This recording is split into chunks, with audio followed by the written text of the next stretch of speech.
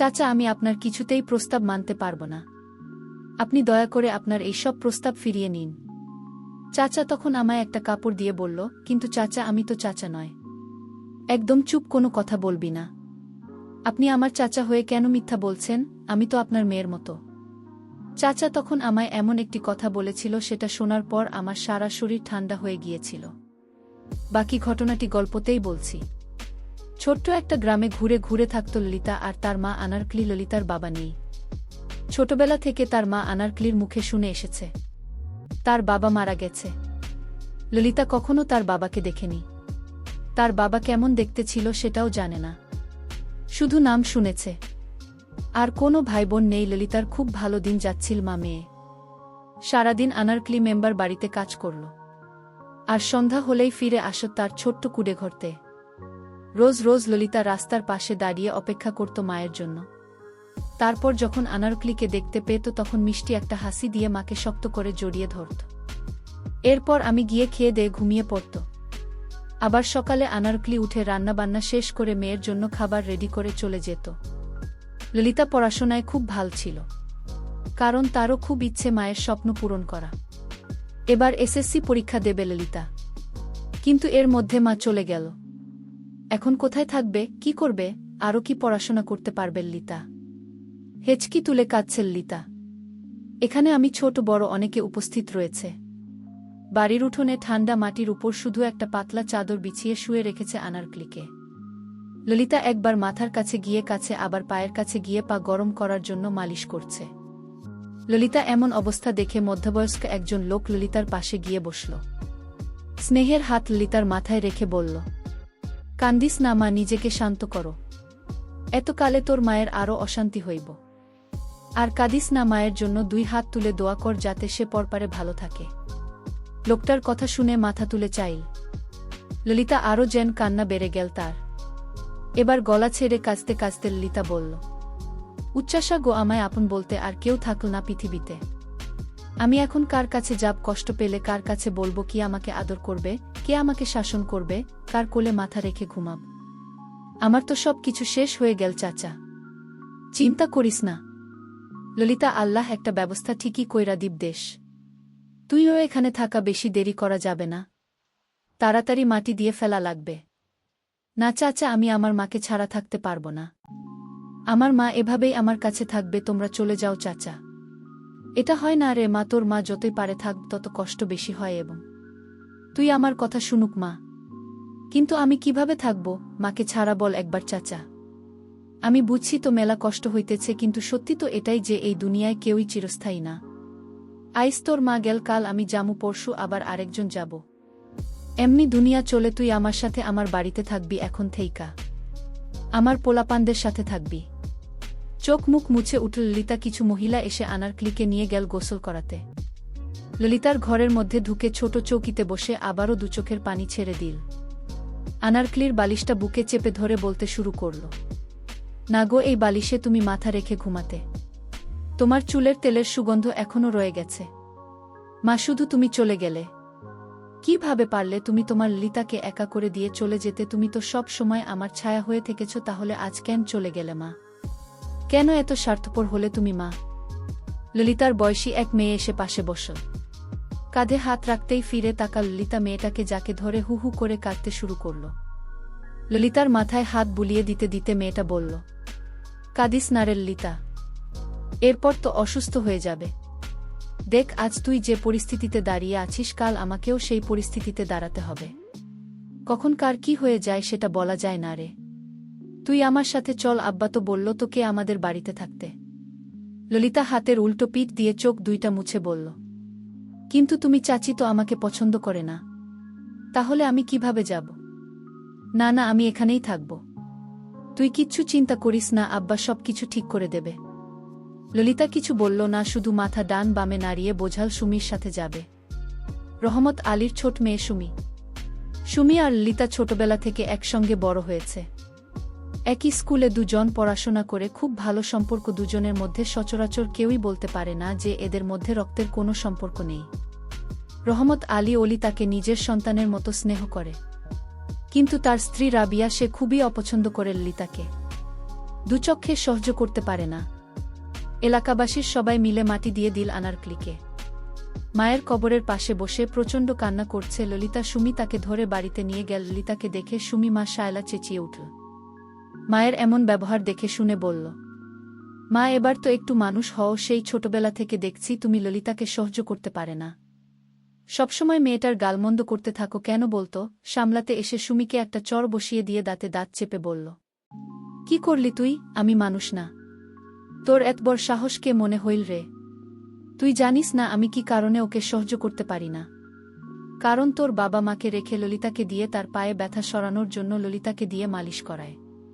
কেন আমি পারি না তার সেবা যত্ন করতে? ললিতাকে কেন শুধু শুধু কষ্ট দেবে? ললিতাকে দিয়ে তোর বাবা পায়ে তেল মালিশ করায়। কেন আমি পায়ে মালিশ করে দিলে ব্যথা কমবে না? তোর বাবা দিন দিন যেন কেমন হয়ে যাচ্ছে। উত্তর বাবার উদ্দেশ্যটা কি? বর্তমানে অতীত টেনে আনছ কেন মা? তুমি কি ভুলে গেছো বাবার বাজে স্বভাবের কথা? এরপরও তুমি এসব কথা বলা আছে বলছো কিভাবে? লজ্জা বলতে কিছু নেই? তুই ওরে নিয়ে বাইর হ আমার বাড়ি থাকা। আমার চোখের সামনে ওরা দেখবার চাই না। এটা তোমার বাড়ি না মা, এটা আমার আব্বার বাড়ি। আর আব্বা নিজেই বলেছে ললিতাকে এখানে এনে রাখতে। তোর বাপের মনে তো মেলা দয়া, খালি টেহা কামানোর ক্ষমতা নেই। নিজের সংসার চলে না, আবার আইছে আরেকজনের নিয়ে। যথেষ্ট ভালোভাবে সংসার চলে মা, শুধু তোমার মুখে এমন কথা শুনে। তুই কিন্তু মেলা কথা কইতাছে শুনি। এর মধ্যে রহমত আলী চলে এল। তাকে দেখে শায়লা আরও দ্বিগুণ বেড়ে গেল। রহমত আলী এগিয়ে গেল তাদের দিকে। শায়লার দিকে তাকিয়ে শান্তভাবে বলল, এত চেঁচাচ্ছ কেন শায়লা? মায়েদের সবেমাত্র মা মারা গেছে, সারাদিন কিছু খায় নাই কাছে। মেলা এখন কি মন মেজাজ ভালো আছে? এখন ওর আপন বলতে আমরা ছাড়া আর কেউ নাই, বুঝ না কেন তুমি? আমগো পোলা মাইয়া আছে, যেদিন আমরা মহিলা যাব সেদিন তাগো এমন অবস্থা হয়েছে। তাই কইতাছি আগে যা হয়েছে সব ভুলে যাও, আর মায়ের লগে খারাপ ব্যবহার করো না। রহমত আলীর স্ত্রী বলল, তুমি যে কেন মায়ের জায়গা দিয়েছ তা আমি ভালো করেই জানি। তোমার উদ্দেশ্য ভালো না। রহমত আলী শাহের কথায় কান না দিয়ে সুমির দিকে তাকিয়ে বলল, তুমি ওরে নিয়া ঘরে জামায়াতের সারাদিন না খাইয়েছিল, কিছু খাইতে যা। ঠিক আছে আব্বা। তুমি ললিতাকে নিয়ে ঘরে ঢুকে গেল। রহমত আলী একটা দীর্ঘশ্বাস ছেড়ে বলল, মায়া মেলা অসহায় বোঝ, শায়লা ওর সাথে খারাপ ব্যবহার করো না। কয়েকটা দিন বাদে ওর পরীক্ষা, এমন কিছু করিও না। পরীক্ষা শেষ হলে দেহে ভালো পোলা দেখাবি না দিদি মনি। শায়লা বলল, তুমি এই মায়ের বিয়ে দেওয়া লাগবে না, তুমি নিজেই ওকে ঘরে রেখে দাও, তোমার রক্ষিতা করে। এই কথা বলতে শায়লাকে একটা চড় মেরে বসল। শালা বলল, কি করলে তুমি? যেখানে আমগো নিজের মায়া গুড়িয়ে দেব আর পারতাছি না কে? হ্যাঁ, পয়সা নেই, এখন আবার অরণ্যের মায়াবী আবার চাও তুমি? যা ইচ্ছে তাই করো তুমি, কিন্তু ওই মায়া পরীক্ষা পর্যন্ত এই বাড়িতে থাকবার পারব, এরপর আর না, মনে রেখো। কথাগুলো বলে শালা চলে গেল। তারপর রহমত আলীর মাথায় ব্যথা, তাই লতাকে বলল, ললিতা আমার মাথা ব্যথা করছে, আমার কপালটা একটু মালিশ করে তো মা। ললিতা চাচার কাছে এসে বসল। ললিতা চাচার মাথায় মালিশ করতে করতে বলল, চাচা আমি তোমার সেবা যত গলায় চাচি তা সহ্য করতে পারে না। চাচা তখন বলল, তোর চাচির মতো মেয়েকে বিয়ে করে আমি অনেক ভুল করেছি। তোর চাচি তো কে দেখতে পারে না? আমি তো চাই তোকে আমার মেয়ের মতো লালন পালন করি, কিন্তু তোর চাচ্ছি এটা চায় না। আমিও বলে দিয়েছি তুমি চলে গেলে চলে যাও, কিন্তু ললিতা আমার বাড়িতে থাকবে, এটাই আমার শেষ কথা। আজ আকাশের অবস্থা তেমন একটা ভালো না। ললিতা তার রুমে শুতে গেল, কিন্তু ললিতার চোখে কিছুতেই ঘুম আসছে না। ঘুমাতে চেষ্টা করে তাও ঘুম আসছে না। ললিতা ভয় লাগছিল, কারণ সে মাকে ছাড়া ঘুম আসত না। মা তাকে ঘুম পাড়িয়ে দিত। হঠাৎ চাচা আমার রুমে আসলো আর বলল, কি রে মা, তুই এখনো ঘুম আসেনি? না চাচা, আমার ঘুম আসছে না। চাচা তখন বলল, আমি জানি তোর মা তোকে ঘুম পাড়িয়ে দিত। আর চলিতা, তুই তো আমার মেয়ের মতো কিছু মনে না করলে আমি তো রুমে থাকি, কারণ তোর মা মারা যাওয়ার পর থেকে লক্ষ্য করছি তুই অনেক ভয় পাচ্ছিস, তাই আজ আমি তোর সাথে থাকি। আমি বলেছিলাম চাচা, আমার বাবা যখন বেঁচে ছিল তখন আমার বাবা আমার পাশে শুয়ে আমাকে ঘুম পাড়িয়ে দিত, কিন্তু আজ আমার বাবা মা কেহ নাই, আমি একা হয়ে গেছি চাচা। এই বলে ললিতা আবার কান্না শুরু করে দিল। আমি বললাম, কাঁদছিস নামায়, আজ আমি তোকে ঘুম পাড়িয়ে দিত বাবার মতো। আমিও না করলাম না। কিছুদিন পর চাচা আমায় ডাকল আর বলল, মা, আমার পায়ে অনেক ব্যথা করছে, তুই একটু মালিশ করে দিবি মা, আমি যে ব্যথা সহ্য করতে পারছি না। আমি তেল নিয়ে চাচার পায়ে মালিশ করতে লাগলাম। চাচা বলল, আরও একটু উপরে মা। আমি চাচার মালিশ করে দিলাম। চাচা একটু পর বলল, মা, ব্যথাটা কমে গেছে, আর মালিশ করে দিতে হবে না। ললিতা ভাবতে লাগল, চাচা একটা মেয়ে আছে এবং চাচি আছে, তাদের দিয়ে তো চাচা মালিশ করাতে পারত, কিন্তু আমাকে দিয়ে কেন করায়? আমি একটা দুশ্চিন্তায় পড়ে গেলাম। চাচাকে আমি সন্দেহ হতে লাগল।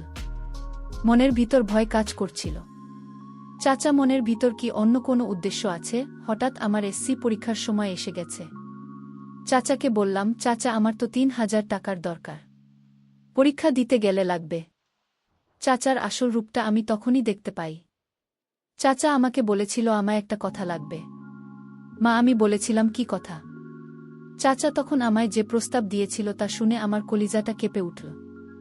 চাচা আমায় বলল, মা, আমি তো ভালোর জন্যই প্রস্তাবটি দিয়েছি। আমি বলেছিলাম, চাচা, আপনি আমায় যে প্রস্তাব দিয়েছেন সেটা আমি মেনে নিতে পারব না। আমাকে যে প্রস্তাবটি চাচা দিয়েছিল তা আমি আপনাদের বলবো, আপনার গল্পটি শুনতে থাকেন। চাচা এমন প্রস্তাব আমায় দিতে পারে তা আমি কল্পনাও করতে পারি না। আমি ভেবেছিলাম চাচা আমায় নিজের মেয়ের মতো দেখেন, কিন্তু আমি যা ভেবেছি তা সম্পূর্ণ মিথ্যা। আমার কাছে এমনটি মনে হয়েছিল, কারণ চাচার উদ্দেশ্য ভালো ছিল না। বলতে ভুলে গিয়েছিলাম, না, বেঁচে থাকতে আমি একদিন অসুস্থ হয়েছিলাম। ডাক্তার বলেছিলেন, আপনার মেয়েকে বাঁচাতে হলো ৩ লক্ষ টাকা কাউন্টারে জমা দিন, নইলে আপনার মেয়েকে বাঁচানো যাবে না। আমার মা আমাকে বাঁচাতে এত টাকা কোথায় পাবেন, কারণ তখন আমার বাবা বেঁচে ছিল না। আমার মা টাকার জন্য আমার চাচার কাছে গেলেন, কিন্তু আমার চাচা টাকা দিলেন ঠিকই, কিন্তু একটা শর্ত দিয়েছিলেন। শর্তটা এমন ছিল যে চাচা বলেছিল, মাকে, আপনার মেয়েকে আমরা যা আদেশ করব তাই পালন করতে হবে। কিন্তু মা তো জানত না এমন একটা প্রস্তাব আমাকে দেবে। না, ভেবেছিল চাচা আমার ভালোই চায়। চাচা ৩ লক্ষ টাকা দিলেই শর্ত দিয়ে। তারপর আমার চিকিৎসা হয়, আমি বেঁচে যাই। কিন্তু চাচা আমাকে বললেন, ললিতা, তুই হয়তো এটা মনে মনে ভেবেছিস যে চাচা আমাকে দিয়ে কেন পায়ে ব্যথা সরানোর জন্য মালিশ করায়। আমার স্ত্রী আমার পায়ে মালিশ করলে ব্যথা কমতো না, ব্যথাটা আরও দ্বিগুণ বেড়ে যেত, আর তাই তাকে দিয়ে কখনো মালিশ করাতে চাই না মা। আর 2 পায়ে মালিশ করার সাথে সাথে আমার পায়ে ব্যথা কমে যেত, আর তাই তো কে দিয়ে পায়ে মালিশ করায়। যাই হোক, চাচা আমাকে যে প্রস্তাব দিয়েছিল সেই প্রস্তাব তা হল একটা মধ্যবয়স্ক লোকের সাথে আমার বিয়ে ঠিক করে ফেলেছে। লোকটি আরও একটি স্ত্রী আছে, ছেলে মেয়ে আছে, আর সেই লোকটির সাথে চাচা আমার বিয়ে ঠিক করল।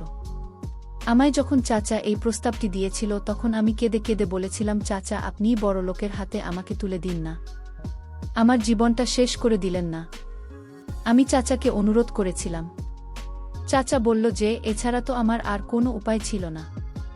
এই লোকটিকে এই তো বিয়ে করতে হবে মা, কারণ ওই লোকের টাকা পয়সার কোনো অভাব নেই, শুধু ঘরে আরেকটি স্ত্রী আছে। মানুষ কি সতীনের ঘর করতে নামা? তুই আর না করিস না, তুই রাজি হয়ে যা। আমি বলেছিলাম, চাচা, এ বিয়ে আমি করতে পারব না।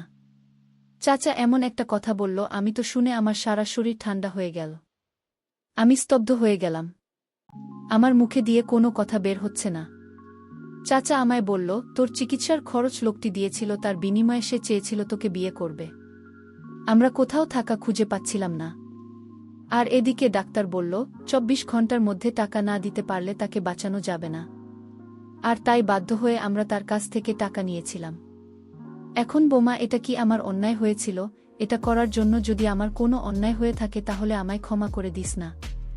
আমি তখন কান্না গলায় বললাম, আমাকে কেন সেদিন বাঁচিয়েছিল, আমি মরে গেলে ভালো হতো। কিছুদিন পর চাচা পঙ্গু হয়ে গেল পায়ের সমস্যার জন্য। আমিও চাচাকে আর কষ্ট দিতে চাই না, আর তাই ওই লোকটিকে বিয়ে করার জন্য রাজি হয়ে গেলাম। আমার বাকি জীবনটা এভাবেই কেটে গেল।